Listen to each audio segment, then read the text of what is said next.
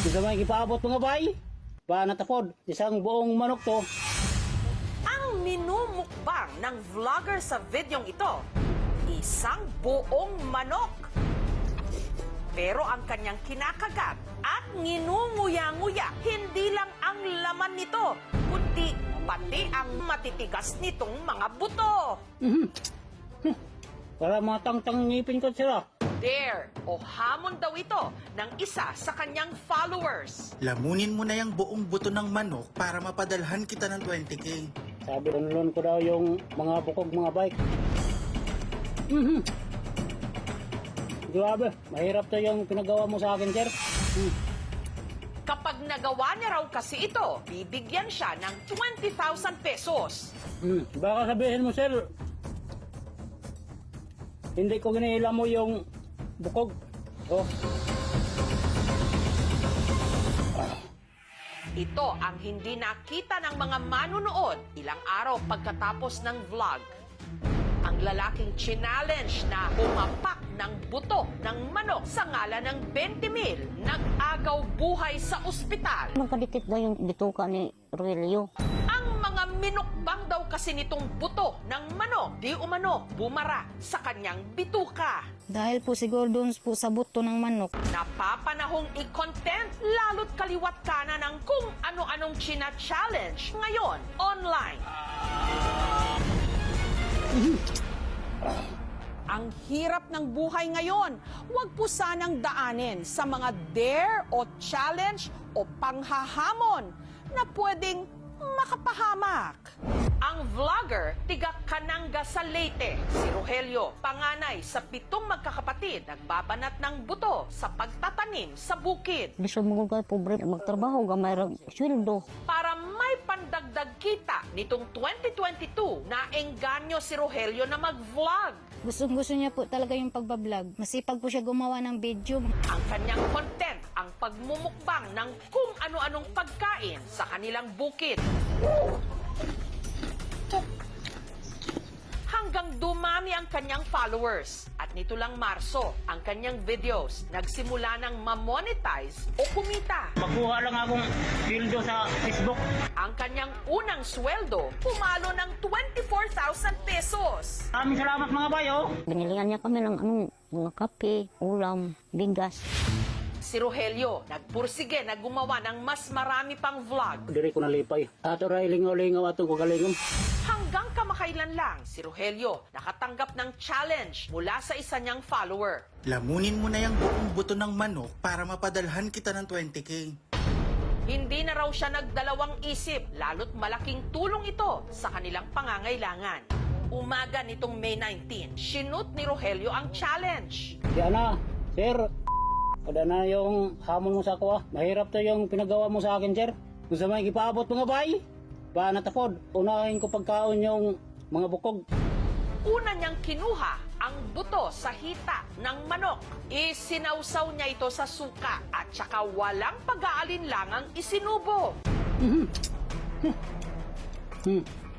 Nginuya-nguya bago nilunok.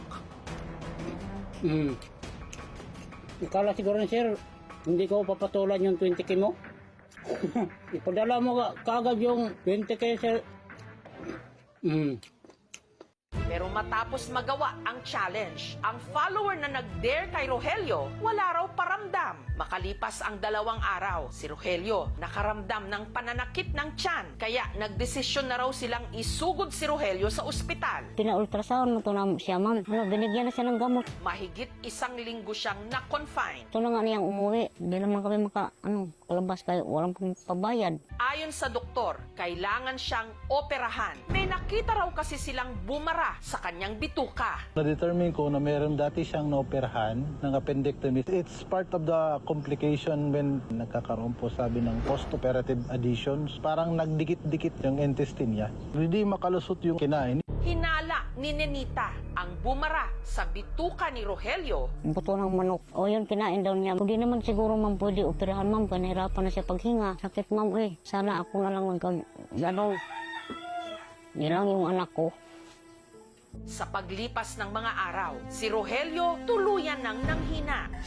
Sabi ko nga po sa kanya, lumaban kay Sabi niya, pag kayo daw niya pong lumaban, pero nakikita ko po para pong pahinang na po siya.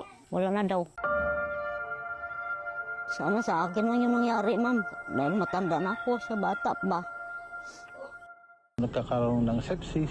I can say probably yun ang cause. Kumain siya ng buto ng manok. Hindi kasi nagpo-opera. Hindi ko nakita sa loob ng tiyan niya. Ang pagkain ng buto ay hindi talaga ligtas dahil ito ay hindi natutunaw. Ang worst case scenario ay may mabuta sa ating bituka.